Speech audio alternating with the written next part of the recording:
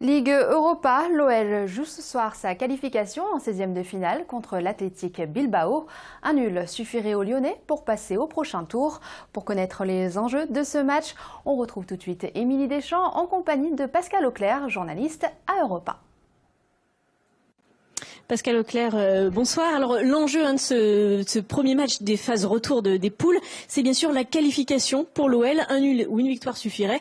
L'OL a bien géré cette première phase.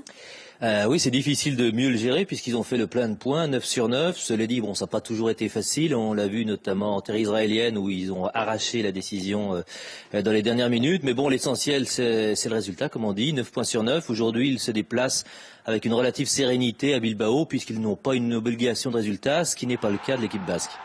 Bilbao, justement, qui est sans doute l'adversaire le plus dangereux de ce groupe pour l'OL. Et pourtant, les Espagnols sont derniers de la poule et en plus en grande difficulté en championnat. Il y a quand même moyen pour l'OL de faire un bon résultat là-bas. Oui, c'est vrai que c'est une surprise de voir Bilbao en si piteuse position, que ce soit en championnat d'Espagne ou en Europa League.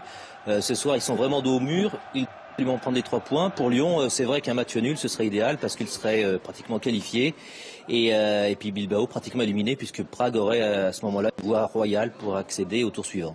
Alors cet après-midi aussi, il y a Didier Deschamps qui a révélé sa liste des joueurs retenus pour le match amical Italie-France mercredi prochain.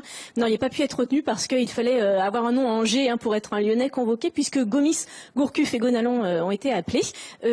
Une petite surprise quand même pour Gourcuff qui revient juste de blessure et une pointe de déception pour Stijn Malbranck qui faisait partie des préqualifiés.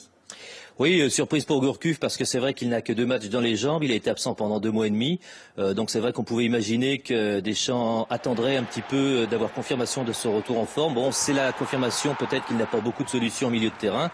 Mavouba est blessé notamment. Donc bon, il n'y a pas beaucoup de réservoirs au milieu de terrain. Et puis bon, pour Stijn Malbranck, c'est une demi-déception parce qu'il a quand même 32 ans, il n'avait jamais porté le maillot bleu. Le porter pour la première fois à 32 ans, ça aurait été un petit peu surprenant, même s'il réalise un début de saison extraordinaire avec l'Olympique Lyonnais.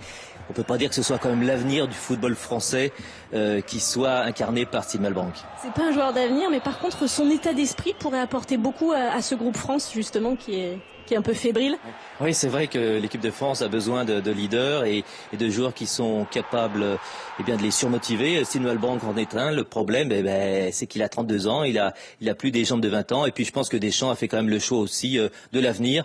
Et même si Stijn Malbranck est un joueur génial avec un super état d'esprit, c'est pas forcément l'avenir de l'équipe de France. Pascal Auclair, merci beaucoup. Le coup d'envoi de cet Athletic Bilbao-Lyon, c'est ce soir à 21h. Merci beaucoup Émilie et les résultats et comptes rendus de ce match dans nos éditions de demain.